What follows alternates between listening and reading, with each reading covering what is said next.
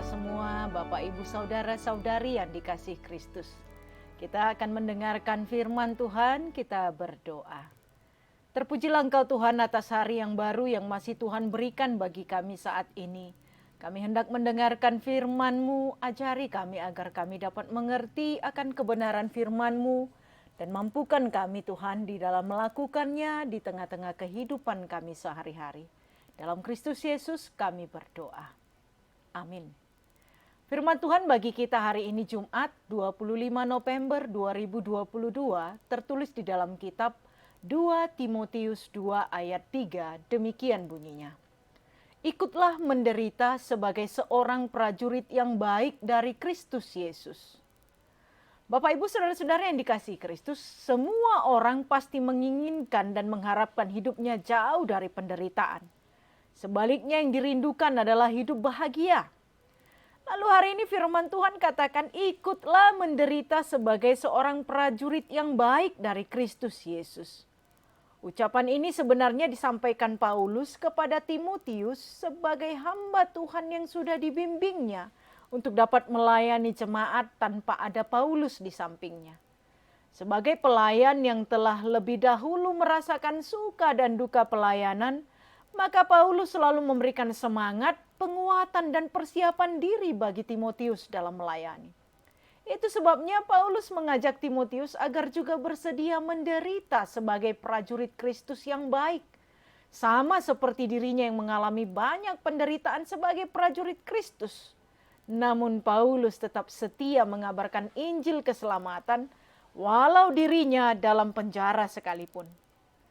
Apa yang dilakukan Paulus sama seperti para orang tua yang selalu menguatkan anak-anaknya menghadapi tantangan apapun dalam perjalanan hidupnya.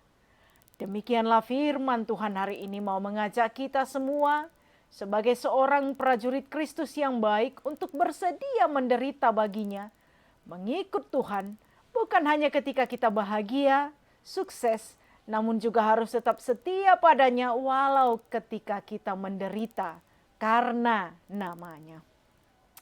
Bapak Ibu Saudara-saudara yang dikasihi Kristus, Yesus sendiri sudah mengingatkan semua pengikutnya dengan mengatakan, katanya kepada mereka semua, setiap orang yang mau mengikut aku, ia harus menyangkal dirinya, memikul salibnya setiap hari dan mengikut aku. Setiap pengikut Kristus harus bersedia memikul salib, yaitu penderitaan, kesakitan yang sangat dihindari oleh setiap manusia. Yesus tidak pernah berjanji yang indah-indah saja bagi setiap pengikutnya.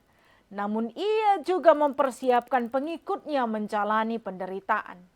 Tapi yang pasti, Yesus akan senantiasa menyertai setiap umatnya sampai kepada akhir zaman.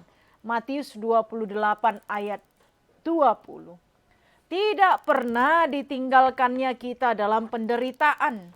Melainkan ia selalu beserta kita, menopang, menguatkan dan memampukan kita menaklukkan setiap penderitaan bersama dengan Kristus.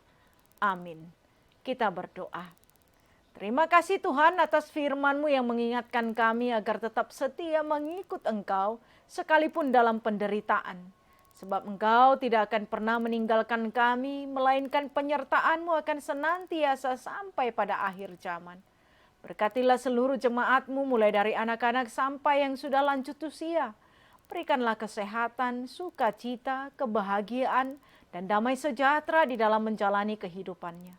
Kuatkan yang sedang bergumul, hiburkanlah yang berduka, sembuhkanlah yang sakit, dan berikanlah apa yang menjadi harapan dan kerinduan setiap umat-Mu. Karena kami tahu bahwa Engkaulah sumber segala sesuatu, dan Engkau pasti memberikan yang terbaik bagi kami. Kami serahkan hidup kami hanya dalam tangan pengasihan-Mu. Dalam Kristus Yesus kami berdoa. Anugerah Tuhan kita Yesus Kristus, kasih setia dari Allah Bapa dan persekutuan Roh Kudus kiranya menyertai saudara-saudari sekalian. Amin. Selamat beraktivitas, Tuhan Yesus memberkati. Shalom.